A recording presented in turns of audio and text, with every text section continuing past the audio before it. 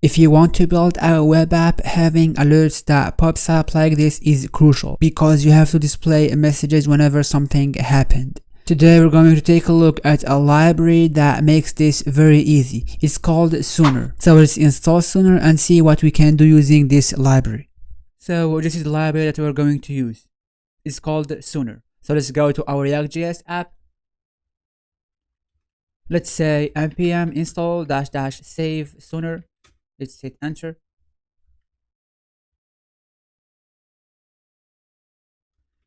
Let's run our app. And now in order to be able to use the Sooner library, we have to add the toaster component in our React.js app. So let's import the toaster component from Sooner. And now we should add this toaster component in the root of our React.js app. If you are using Next.js, you have to add this component in the top layout.tsx file.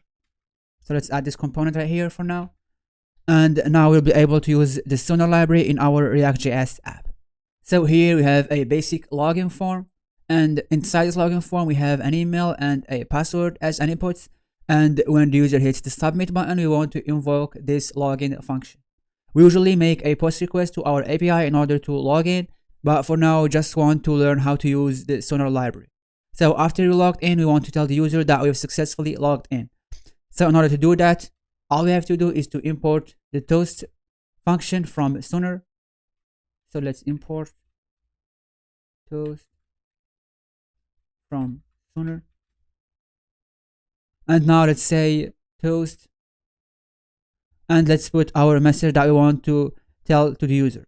For example, let's say log in successfully. And as you can see, when I hit the submit button, I get this message pops up at the bottom right here. If I keep pressing that button, I can see that the message keeps popping up. Now, instead of invoking the toast function with our message, let's say toast.success, and we want to invoke this success function with our message. And as you can see right here, right now, when I click the submit button, I got this check icon beside our message. Now let's add a property to the toaster component. So let's add the rich colors property to our toaster component. And this property will make our message colorful and elegant. So let's see what we got right here on the browser. And as you can see right here, the success message right now is green and the check icon right here is green darker. This is because of the rich colors property on the toaster component. So now let's say that the user puts an incorrect password and we got a 401 status response from the API.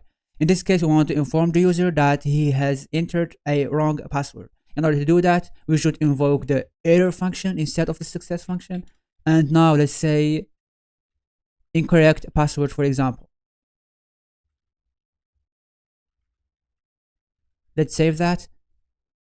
And as you can see right here, the message right now is red instead of green. It is because of the rich colors property again. And we also got this error icon beside our message. So now let's say that we didn't like this error icon and we want to put our custom icon right here. In order to do that, we should put the options right here as a second argument of the error function. And on the options, we can specify our custom icon.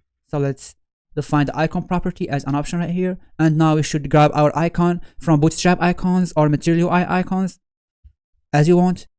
Let's search for Bootstrap icons since I'm using Bootstrap icons on my React project. Now let's search for our custom icon. For example, let's say warning.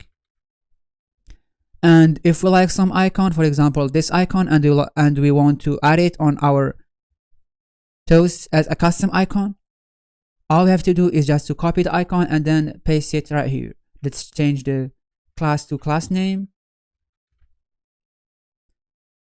And as you can see right here, we are getting our custom icon that we have defined in the icon option. Now let's say that we want the toast message to appear for just 1 second and then disappear. In order to do that, we can set the duration option right here on the options object. So right here we can say duration. And now we want the message to appear for just 1 second, so we should put 1000 because the duration right here is in millisecond, so 1000 millisecond is 1 second. Let's save that. And as you can see right here, the message is appearing for just 1 second and then it immediately disappears. If you want the message to appear, for example, for 3 seconds, we can put 3000 right here.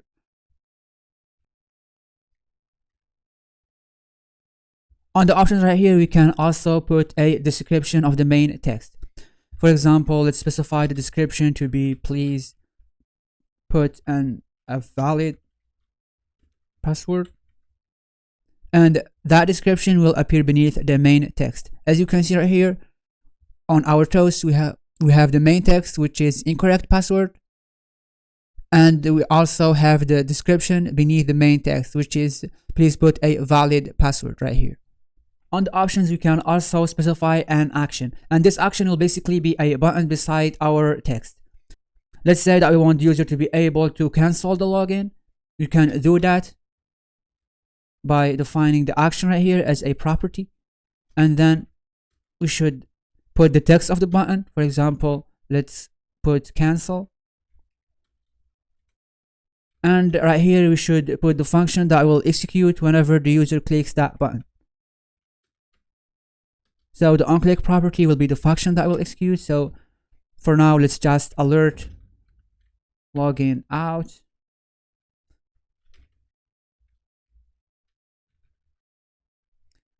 And as you can see right here, when I click the submit button, I got this cancel button right here. I can cancel the login.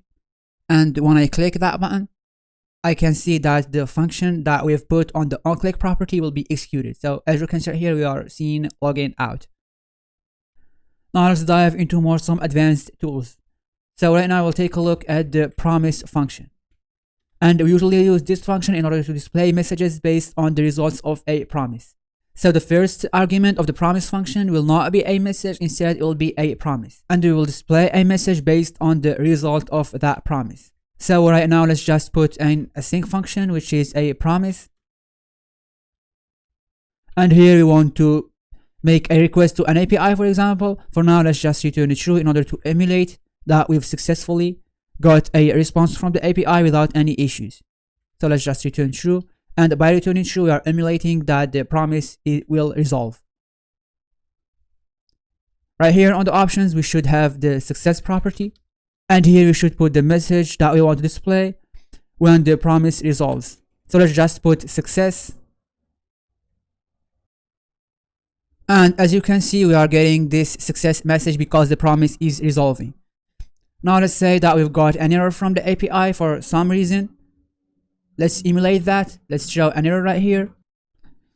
So let's say throw new error. And here let's put error from the API. And on the options, we should also put another property called the error. And inside this property, we should put the message that we want to display when the promise rejects. So for example, let's put failed, please try again. And this message will be displayed whenever the promise rejects. And as you can see right here, we are getting the message that we've put on the error property of the options because the promise is failing by throwing an error. If the promise resolves, for example, let's return true. Then in this case, we'll see the success message. Let's see that. And as you can see right here, we are seeing the success message. And on the Sonar library, there is a bunch of other tools. For example, there is the custom right here where we can create our custom function. I will let you explore all these tools by yourself on the documentations. I will leave the link of the Sonar documentations on the description below. So this is the end of today's video. If you learned something, make sure to leave a thumbs up, and if you are interested about these types of videos, make sure to subscribe to the channel, and see you in the next video.